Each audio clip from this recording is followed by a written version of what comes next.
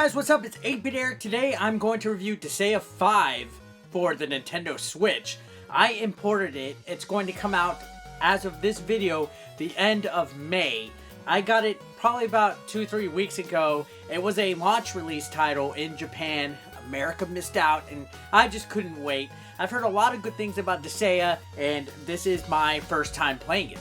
I don't even know if I'm saying the fucking name right. Disgaea? Disgaea? I don't know. Time for me to stop being funny, and let's go ahead and get straight to the review. In Disgaea 5, you lead a character by the name of Kilia on a quest for revenge against Void Dark. Pretty original name on the enemy. Now, the reason why I imported this is because it supported full English. Now, if you're gonna wait until the end of the month, then you don't gotta worry about that. But Disgaea 5, right out of the package, full English translation and other types of languages, and I'm glad because there's quite a bit of reading in here. Now, this plays a lot like a old school tactical RPG. If I was to compare the gameplay, it would be a lot like Final Fantasy Tactics and stuff like that, some of the Fire Emblem games, which I'm really not familiar or even good at.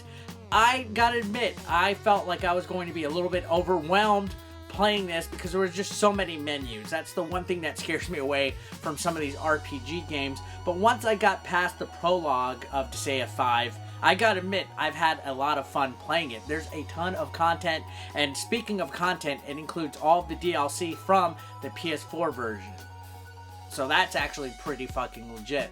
Just like all the other Switch games, it's perfect to play docked on your TV, but what I like about Disgaea 5 on the Switch is that you can play it on the go. I think this is a perfect example of a game that is fun to play anywhere because a lot of the battles you can play within a couple minutes. They're short, it's quick, you can save your game, you can progress as the way that you want. It's not really a narrative-driven story. It's more of a, get to battle and play and get through the stages. And I think it translates really well to the core design of the Nintendo Switch, if you know what I mean. And not to mention, it's a great-looking game no matter how you play it on the Switch. No frame rate issues. This game is like a 2D overhead style game with a little bit of 3D rotation. I don't even know how to describe it, but the animations of each character are very detailed. They're good-sized sprites on a grid-based battlefield. Each attack looks great.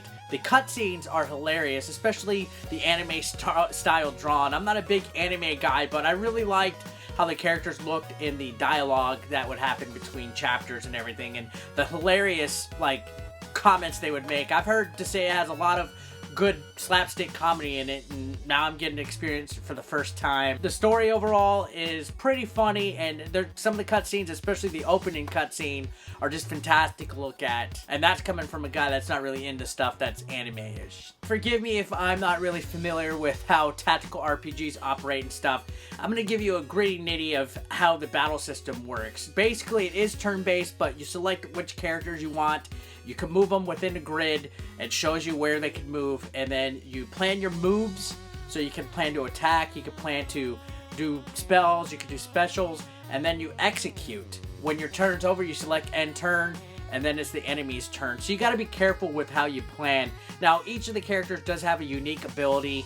The animations for some of these are pretty cool. You could even do double team moves and combo moves, and it's just a lot of joy to look at. I gotta admit, like I said, I was a little overwhelmed at first, but once I started to get the hang of it, I was breezing through some of these battles. Now, there is a revenge meter that is like a special accessory. If you get hit or one of your fellow characters dies, some of the characters have special powers. Like, for example, the big red dude has like a power up where he could turn into an even bigger red dude and just annihilate the crap out of people, and that was actually kind of neat, and it helped out a lot in the run.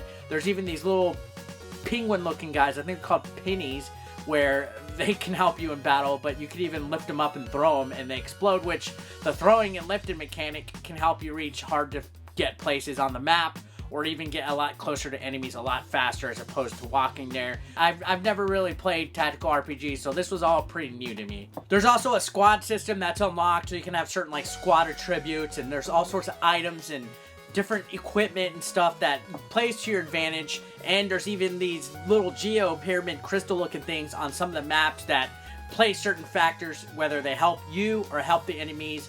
I was still trying to get that down because that actually seemed pretty advanced, and it threw a variable in the combat system. And I had a lot of fun learning how to play this game. It was my first time, so keep that in mind to all the Disgaea fans that are in the comments right now. Oh, Eric, you're so wrong.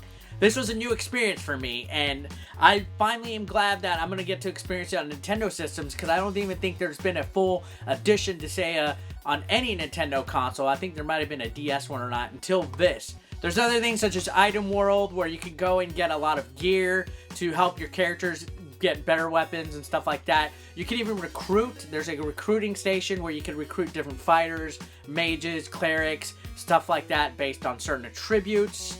The hub world is like another realm palace looking place that has like shops, a hospital, access to the DLC, all sorts of stuff. There's a lot of content in this game. I personally think it is well worth it. Now, I can't really base Disgaea off of anything else, but for the joy that I've had, I'm going to give it a solid 8 out of 10.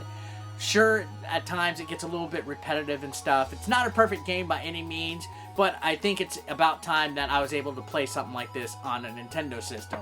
And I had a lot of fun with it. If this is your thing, if you're a Disgaea fan, there might be previous editions from what I've read that are better. But if you want it on the Nintendo Switch, this is the way to go. You can wait out a couple more weeks or import it, but definitely check it out. And well, guys, thanks a lot for watching. I'll see you guys later. Peace out.